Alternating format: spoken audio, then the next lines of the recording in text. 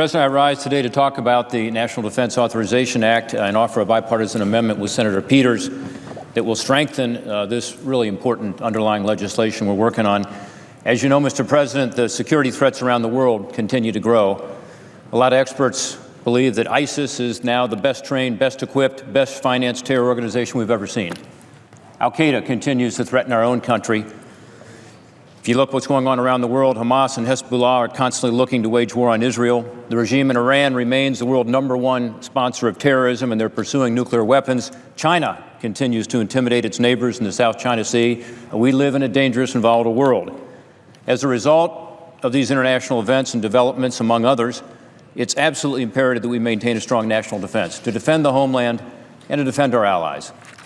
With all these crises around the world competing for our attention, we sometimes neglect another crisis, one that Chairman McCain has constantly reminded us about, and that's the situation in Ukraine, which could easily spin out of control at any time. In fact, Mr. President, news out of eastern Ukraine this morning is particularly troubling. It appears that the latest Russian and separatist attacks on Ukrainian positions this morning may be the final blow to what was in fact a ceasefire in name only. Russia is increasingly aggressive on the European continent. We need to be acknowledging that and dealing with that in this underlying legislation. I just returned from a trip to Ukraine in April, a year after I had the privilege to be there leading the congressional delegation to monitor the election of President Poroshenko. I went with my friend and colleague, Senator Ben Cardin. A lot's happened since that election. I learned about this in my meetings most recently with the Prime Minister Yatsenyuk, also President Poroshenko, and other Ukrainian officials. They have reached a pivotal moment in Ukraine. The Ukrainian people have sacrificed in hopes of securing a democratic future for their country. However, they need our help. They need sustained economic, military, and political support from the United States, from our NATO allies. It's absolutely critical to this vision of a democratic Ukraine, a free Ukraine, coming to fruition. The people of Ukraine, in my view, have made a very clear and unequivocal choice, and we need to stand with them. Their choice is to pursue a pro-Western democratic path. Their government has been responsive to that choice by making progress in fighting the decades of endemic corruption that has left the country weak and, frankly, unprepared for the Russian aggression that has occurred. However, none of these reforms will mean much if Ukraine is unable to secure its borders or defend its sovereignty. The NDAA before us has a lot of important provisions related to this crisis in Crimea and along the eastern border of Ukraine. And I applaud Chairman McCain and Ranking Member Reid for their efforts on this. I hope we'll be able to entertain a few other amendments in this process that will even strengthen the U.S. posture in support of Ukraine. I look forward to being on the floor later this week to talk about this situation in Ukraine in more detail. This afternoon, however, I've come to the floor to talk about a related amendment that is of great importance to this situation in Eastern Europe that continues to destabilize. Following my visit to Ukraine this spring, I visited Latvia. And I went there because I wanted to spend some time with our U.S. soldiers from an Abrams tank company who were there on a NATO mission. I'm sure most of my colleagues know that recent force structure changes moved our 2 heavy armor brigades out of Europe. This armor unit that I saw in Latvia and the other 2 companies that are in the Baltics today are only there on a rotational basis this spring and will soon return home to the United States, in this case to Fort Stewart. These units are sending an important message to our allies, like those in the Baltics, and believe me, the Latvians are very appreciative, but they're only temporary. What they're really looking for is a permanent presence. That is what sends the stronger message. The big news when I was over there, Mr. President, was that there was a road march being conducted by the 2nd Cavalry Regiment through Central and Eastern Europe. 2nd Cavalry is in Europe, but they were taking this road march through Central and Eastern Europe.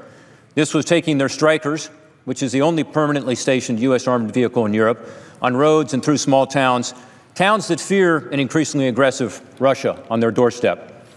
The unit was doing all they could to help reassure our allies and demonstrate U.S. resolve, but frankly, they were doing all they could with what they have, and what they have is not enough. They don't have what they need. And this unit has communicated this urgently to us here in the United States Congress. Their weapons systems are frankly inadequate to meet their potential mission requirements if they're called upon. They need a more powerful gun. They need to replace their 50 caliber machine guns with 30mm cannons. The soldiers understand that. The Army understands that. The Army has already identified this requirement And prior to the deteriorating situation in Europe, they slated to field this improved weapons system to these Strykers starting in 2020. So they knew it was a problem, they knew they had to address it, and then we saw this deteriorating situation in Europe caused by Crimea being annexed and now the situation on the eastern border of Ukraine.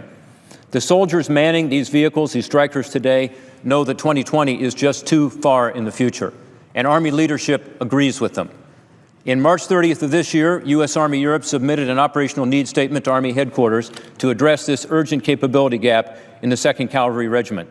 Specifically, according to the needs statement, the unit lacks, and I quote, the lethality of a direct weapons fire system to engage similar units or those supported by light armored vehicles, end quote. On April 22nd, Army headquarters validated this high priority need and assigned this requirement to the program manager for execution.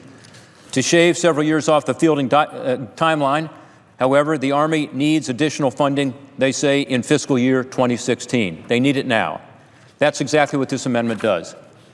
The review of these requirements by the Army was occurring while the defense bill was being marked up in committee.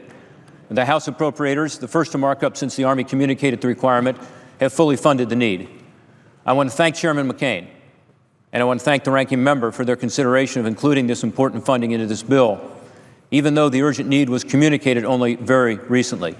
And by the way, just to be clear, because I've heard discussion about this on the floor today, this turret and gun system, the cannon itself, will be competed, and that's appropriate. This increase in funding is fully offset by taking additional reductions from the expected surplus from the foreign currency fluctuations as identified by GAO. The additional reductions taken by this amendment still won't match the reductions, by the way, that the House has taken to these accounts. I want to thank the fellow members of our body here in the Senate for their support of this amendment. Senator Peters, my colleague from Michigan, has been my partner on the other side of the aisle in this effort. He's been a strong supporter of giving our soldiers what they need in Europe and sending that strong message we talked about earlier. Senator Cotton talked about this issue in the Armed Services Committee.